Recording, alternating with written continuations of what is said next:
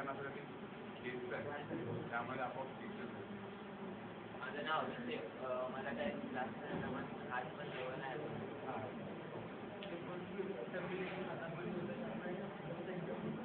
एकमेकांना जवळ विचारामध्ये माझं नाव विकास. ऑटोमॅटिकली माझ्या जवळ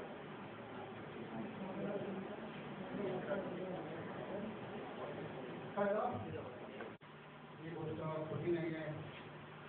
नक्कीच तुम्हाला यश मिळतं. अहो, यश म्हणजे काय? यश हे आपल्या अवतीभोवती यश आहे हे आपल्या अवतीभोवती असतं. फक्त आपण आपल्याला सिद्ध केलं, आपली लाईफ सिद्ध केली. ते अपयश आहे, अपयश माणसाला किती वेळा येतो? अपयश माणसाला किती वेळा येतं? एकदा अपयश, दोनदा येतो, तीनदा येतो, चारदा येतो. जर का त्या व्यक्तीमध्ये चिकाटी असेल, इच्छाशक्ती असेल, प्रयत्न करायची आवड असेल, प्रयत्न करायची जिद्द असेल, तर कधीतरी त्याला यश मिळेल. एकदा येईल अपयश, दोनदा येईल अपयश, तीनदा येईल अपयश, चौथ्यांदा अपयश येईल.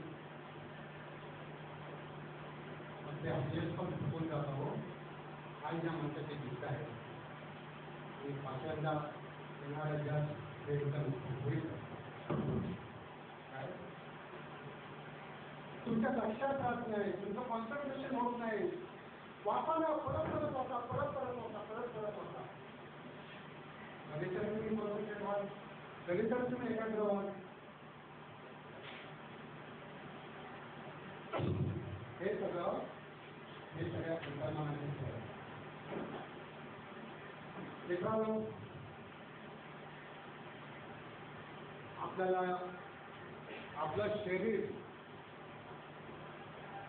काही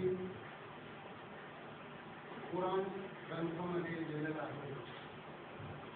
आपल्या शरीराची उत्पत्ती ही मुळे अंतर्मनाची आहे. आपल्या शरीराची उत्पत्ती ही मुळे अंतर्मनाची आहे. आपल्याला आजार होतात.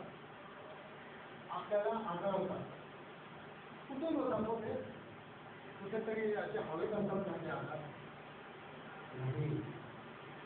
पहिलं ते आजार तुमच्या मनामध्ये, काय पहिले ते आजार तुमच्या मनामध्ये येतात. मनामध्ये घर होतात, मनामध्ये स्ट्रॉंग होतात, मग ते बाह्य शरीरावर दिसायला.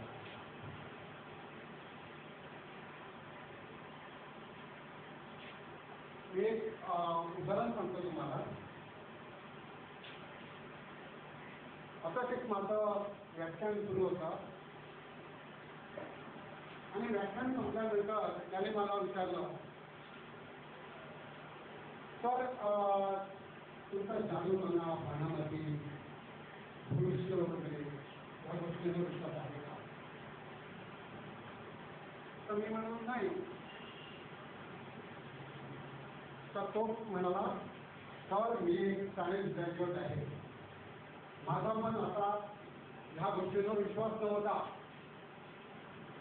पण एका ज्योतिषाने माझ्या काकांना सांगितलं, तुम्ही बरोबर 2 वर्षांनी